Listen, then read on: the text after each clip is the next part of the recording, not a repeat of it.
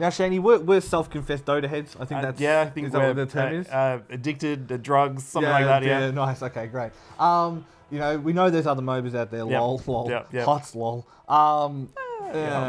I mean, I don't know. Yeah. The other one that's probably of note is Smite. Simply because it's known as like the one that does it differently, and it is. It's a third-person action console MOBA. release. And that's the reason we're looking at it today. It's recently had the full Xbox release. It was in beta for a while, and now it's finally fully released. So we thought we'd kind of give you a rundown of, like why we think it's why it's different, what works, what doesn't work. And I think straight off the bat, it's the fact that it's not Dota. It will work on a console where something like Dota or LoL would not. Basically, third person. That takes away, I guess, some of the view tacticalness that Dota and LoL have. But it subtracts that with a little bit different style. Like the minimap's a little bit bigger, so you can actually see everything a little bit more. Everything's made for it to be in third person, especially even the controls. Like it's made to be able to be playable on console. And it does a really good job of that. Like the auto aim is not overbearing. It's not cheap, which is always a worry when you play console releases and stuff. Like it's not cheap. The button presses are well responding. The fact, like you say, with the isometric view, it's easy to see what's coming up behind you, whereas in this you can't. But they make the gameplay around that. Do you know what I mean? So it's faster to turn and run than this. So there are lots of little things they've done to acknowledge their particular style.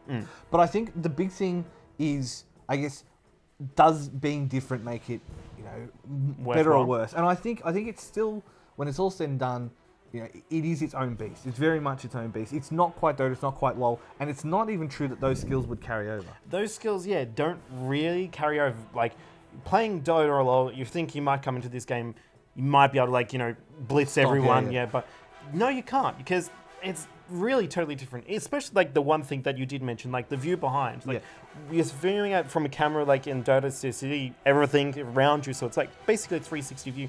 This is, like, almost like, cone eye, first person view while you're driving a car. You can't see shit behind you. You're gonna get run into it from behind. That's exactly it. So it requires a different set of actual practical skills. And while it is good to have that knowledge of the 5v5 mode, which is the esports mode, but there are plenty of other modes. Arena, which is good for starting out. Joust, if you just want a bit of back and forth, argy-bargy. It is particularly good at those skills that are good to have. You understand the idea of having a jungler, having a lane, being out of position, being out of position, stuff like that. And as a result, I think that it's good to have that knowledge. But I still think coming into it, as a freshie, as a newbie, there's enough CPU modes to teach you the basics. There's enough modes that you can, try everything, even though if it does water down the pool a little bit. So I still think it's worth a look for that. Do you reckon it's still worth a look for MOBA heads? It's still worth a look, just because even it's free. Like, you only get 8 or 10 heroes, but free. It's a game that you want to try out that, if you've had knowledge and you've enjoyed Dota or LoL a little bit, it's probably worth a try.